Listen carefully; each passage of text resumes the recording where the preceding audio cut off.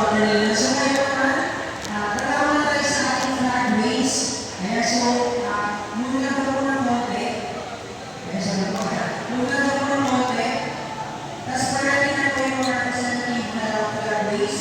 Yung tatakbo mamaya.